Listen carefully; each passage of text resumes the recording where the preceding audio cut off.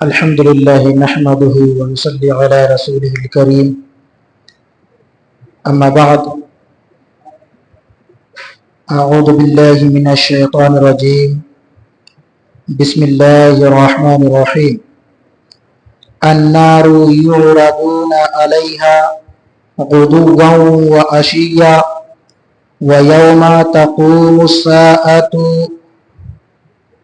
ادخلوا آل فرعون اشد العذاب۔ سورہ غافر آیت نمبر 46۔ حاضرین و ناظرین، نوجوانوں، عزیز بچوں، گزارش کروں گا ان لوگوں سے جو لوگ ادھر ادھر ہیں، انشاءاللہ یہاں پر دین کی بات ہوگی، قرآن اور حدیث کی بات ہوگی اور ذکر و اذکار ہوگا۔ اس لیے جو بھی حضرات ادھر ادھر ہیں مجلس میں آ کر بیٹھنے کی کوشش کریں۔ بابرکت رات ہے، برکت والی، مغفرت والی یہ رات ہے۔ میں زیادہ ٹائم آپ لوگوں کے پاس نہیں لوں گا کیونکہ یہ رات عبادات کی رات ہے، بیان کی رات نہیں، لیکن کچھ مصلحت کے تحت، لوگوں کی رجحانات کے تحت چند باتیں پیش کر دی جاتی ہیں تاکہ لوگ جڑیں اور عبادات میں مشغول ہوں اور عبادات کے اندر چستی پیدا ہو۔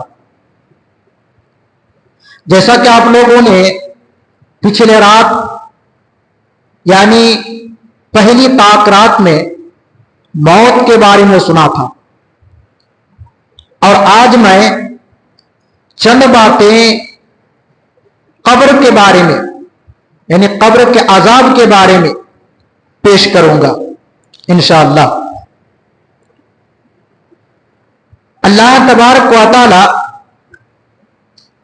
انسان کو زندگی دی، پھر موت ہوگی، پھر ان کو قبر کے اندر دفن کیا جائے گا، اور قبر کے دفن کرنے کے بعد قیامت کے دن دوبارہ اس کو زندہ کیا جائے گا۔ تو اللہ تبارک و تعالی نے انسان کو جو قبر کے اندر رکھنے کا حکم دیا، یہ برزخی والی زندگی ہے۔ ایک ہوتا ہے علیین اور دوسرا ہوتا ہے سجین۔ جو لوگ نیک لوگ ہوتے ہیں، اچھے کام کر کے دنیا سے چلے جاتے ہیں، اللہ تبارک و تعالیٰ کا خوف اپنے دل کے اندر رکھ کر کے اللہ تبارک و تعالیٰ کی عبادات کرتا ہے، اللہ تبارک و تعالیٰ ایسے لوگوں کو علیین میں جگہ دیتا ہے، یعنی وہ زندگی برزخی والی زندگی ہے۔ ایک ہوتا ہے دنیاوی زندگی، دوسرا برزخی زندگی، اور تیسرا آخرت کے اندر، آخرت کے اندر جو لاسٹ زندگی ہوتی ہے جنت یا جہنم کی۔ تو یہ برزخی والی زندگی قبر کے اندر انسان کو گزارنا ہوتا ہے۔ اب اللہ تبارک و تعالی قبر کے اندر کچھ لوگوں کو سزا دیتا ہے، عذاب دیتا ہے۔ کب کب؟ صبح اور شام کو۔ جیسا کہ اللہ تبارک و تعالیٰ نے قرآن مجید کے اندر ارشاد فرمایا، النار یعرضون علیہا غدوا وعشیا ویوم تقوم الساعة ادخلوا آل فرعون اشد العذاب۔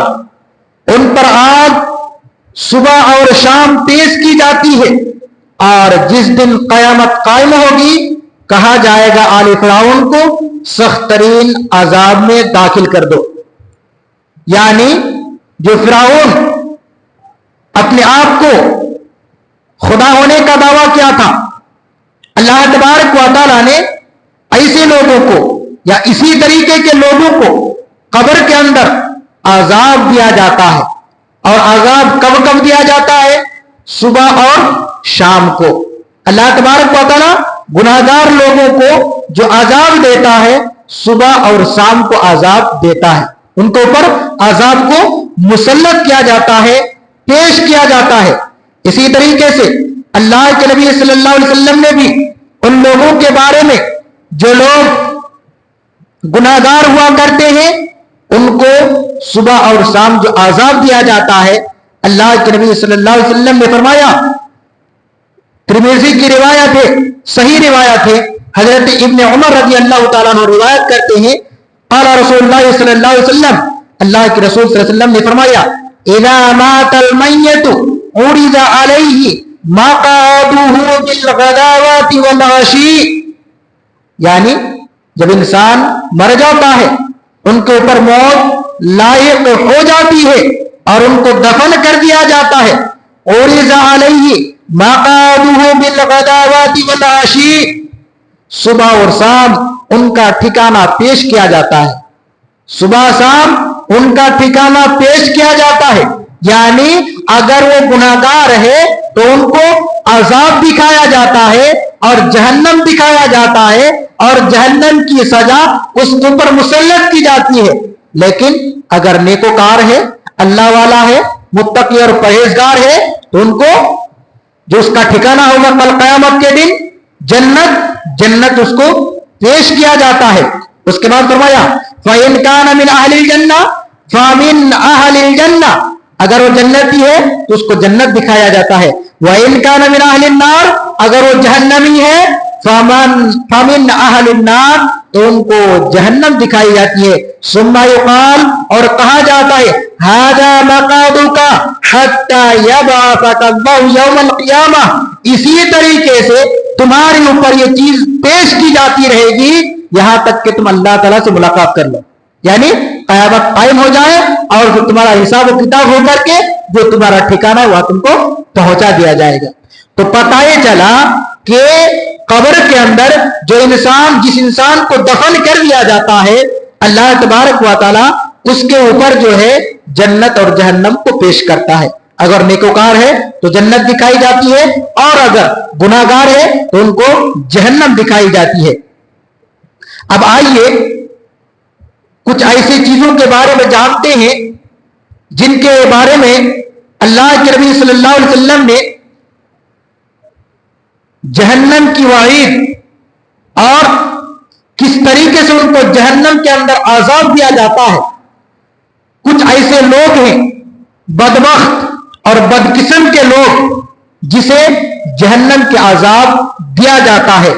سب سے پہلی چیز جسے اللہ تبارک و تعالی قیامت کے اندر، قیامت کے دن یا قبر کے اندر برزخی زندگی میں ان کو عذاب دیا جاتا ہے، وہ ہے نفاق، یعنی منافق کو اللہ تبارک و تعالی برزخی زندگی میں یعنی قبر کے اندر ان کو عذاب دیا جاتا ہے۔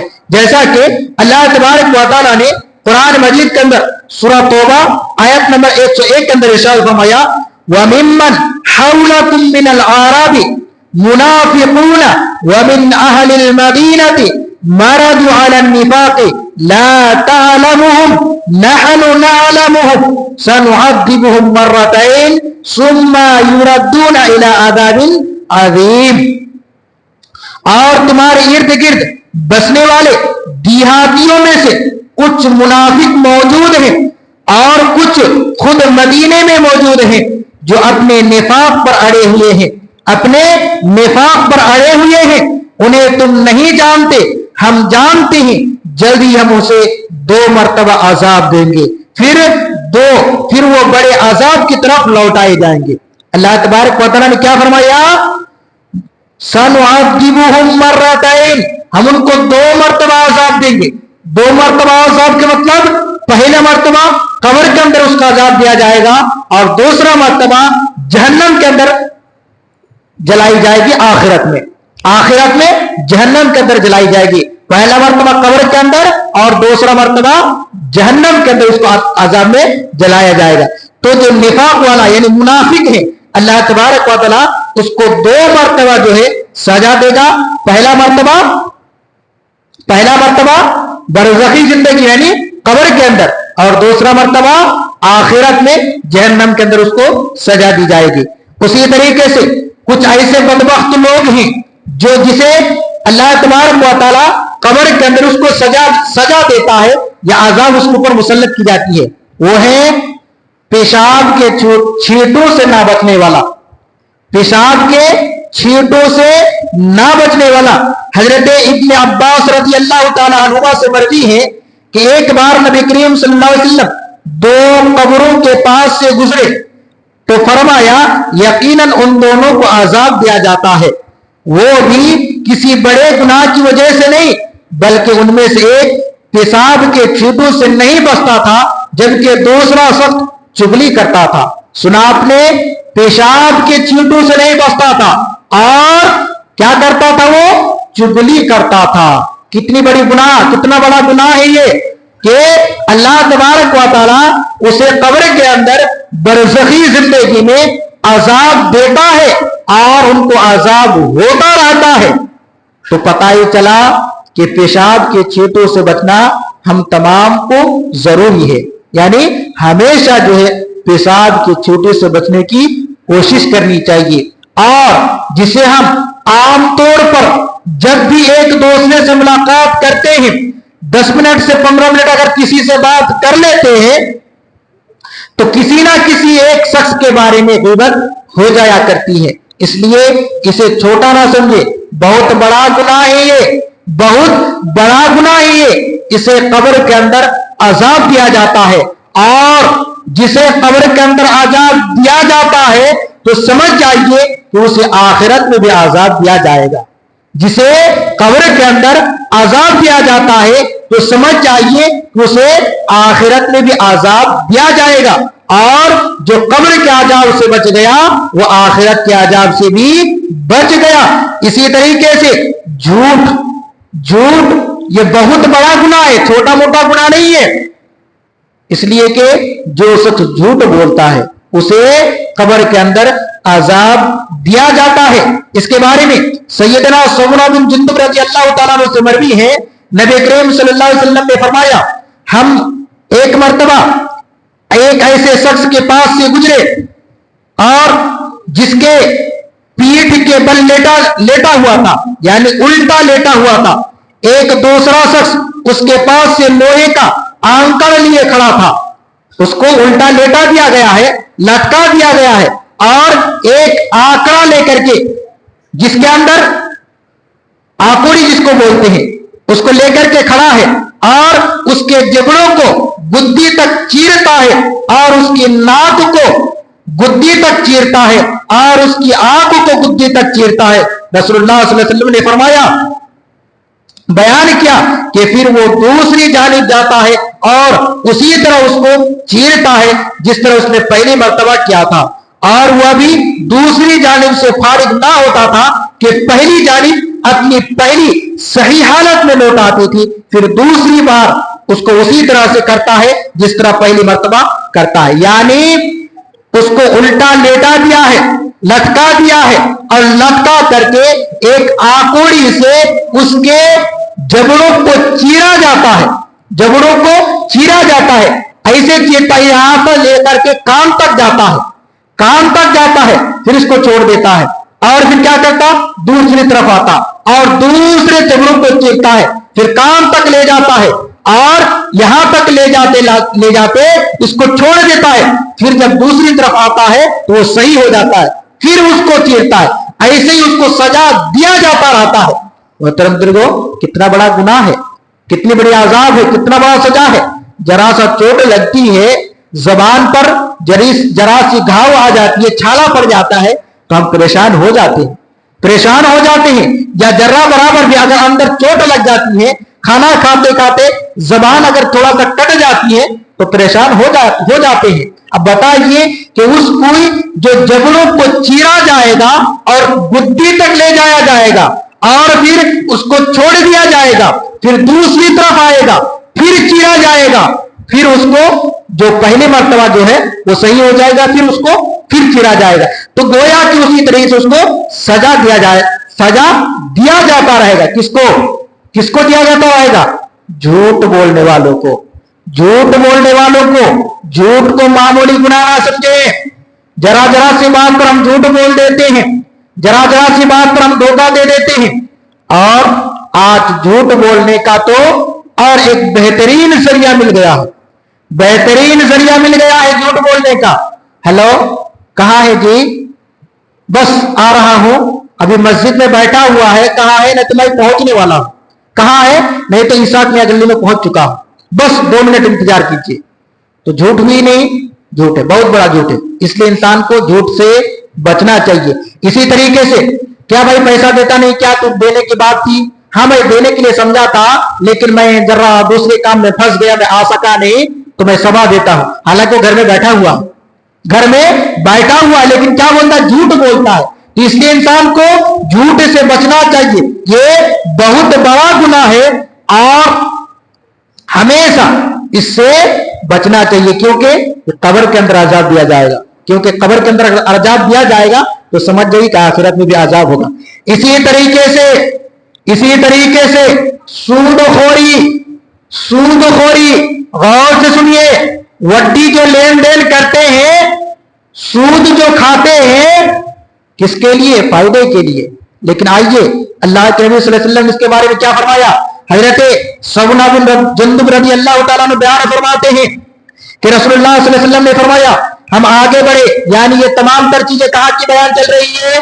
اللہ کے نبی صلی اللہ علیہ وسلم کو جو اسراء معراج کرایا گیا تھا, اللہ کے نبی صلی اللہ علیہ وسلم کو جو معراج کرایا گیا تھا, وہاں پر اللہ کے نبی صلی اللہ علیہ وسلم نے جنت دیکھی اور جہنم دیکھا تھا. وہاں پر کچھ لوگوں کو اس طرح سے جو عذاب دیا جا رہا تھا, وہی کا بیان ہے, وہی کا بیان ہے. اللہ کے نبی صلی اللہ علیہ وسلم فرماتے ہیں کہ ہم آگے بڑھے اور ایک نہر پر آئے, وہ خون کی طرح سرخ تھی, اس کا جو پانی تھا خون کی طرح تھا, خون کی طرح لال تھا, خون سرخ خون کی طرح وہ پانی تھا.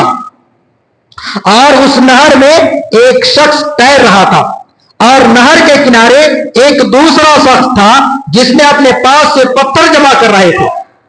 ایک شخص کیا کرتا تھا؟ اس خون کی نہر میں تیر رہا تھا, اور دوسرا شخص نہر کے کنارے پتھروں کو جمع کر رہا تھا. وہ شخص تیرتے ہوئے کنارے کی طرف آتا تھا, اور جب کنارے کی طرف آتا تھا تو جو انسان پتھر جمع کر رہا ہوتا تھا, پتھر سے اس کو مارتا تھا, وہ دور چلا جاتا تھا, دور چلا جاتا تھا.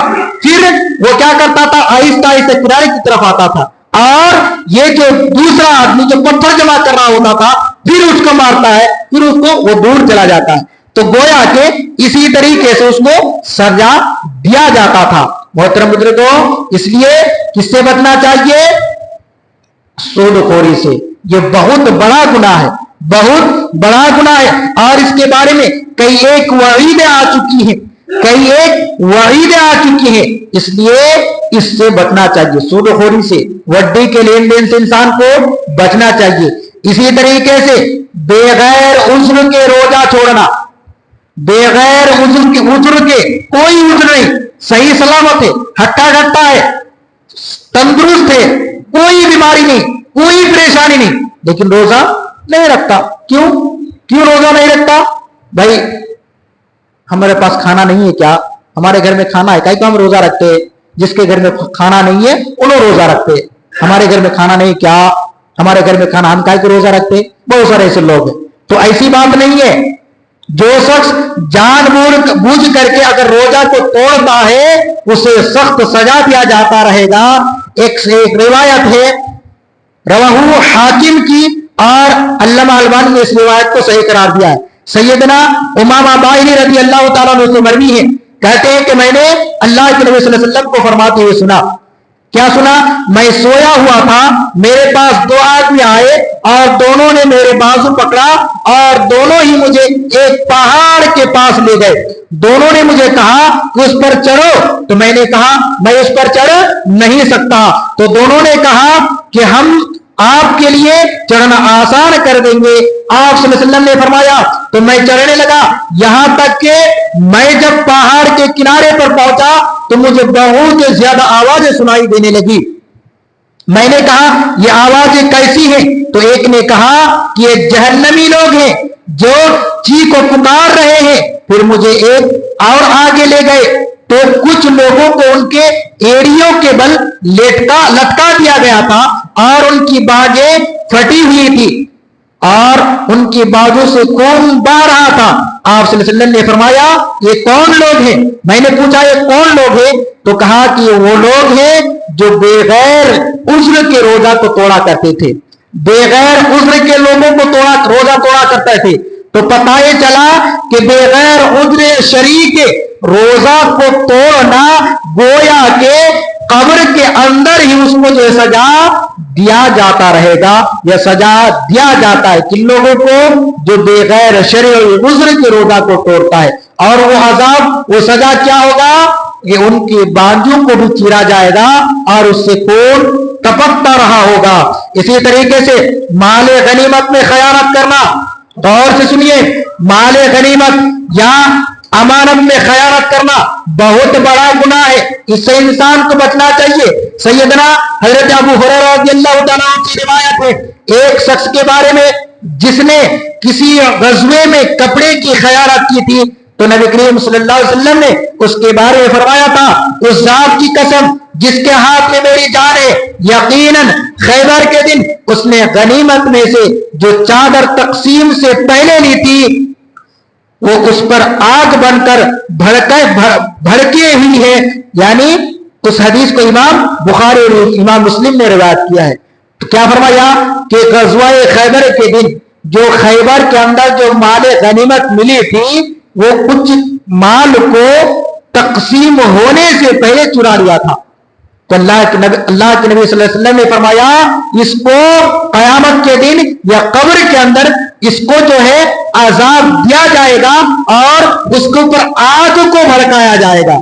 کیا بھڑکایا جائے گا؟ آگ بھڑکائی جائے گی۔ تو پتہ یہ چلا کہ اگر کوئی امانت میں خیانت کرتا ہے یا کسی کی مال کو ہڑپتا ہے یا امانت لے کر کے نہیں لوٹاتا ہے، اس کو ہڑپنے کی، اس کو دبانے کی کوشش کرتا ہے، اللہ تبارک و تعالی کل قیامت کے دن یا قبر کے اندر ہی اس کے اوپر آگ کو بھڑکایا جائے گا اور آگ سے ان کو قبر کے اندر سزا دی جائے گی۔ اسی طریقے سے ٹخنوں سے نیچے کپڑا لٹکانے والا اور حرام خوری یعنی چوری کرنے والا اور اسی طریقے سے جانور کو قید کر کے تکلیف دینے والا، دیکھیے بغیر شرعی عذر کے کسی جانور کو تکلیف مت دیجیے، کسی بھی انسان کو تکلیف مت دیجیے، اس میں جو ہے بہت بڑا گناہ ملے گا اور قبر کے اندر جو ہے اس کو سزا دی جائے گی۔ اس لیے جو چیزیں بتائی گئی یہ تمام تر چیزیں قبر کے اندر ہی سے عذاب شروع ہو جاتا ہے۔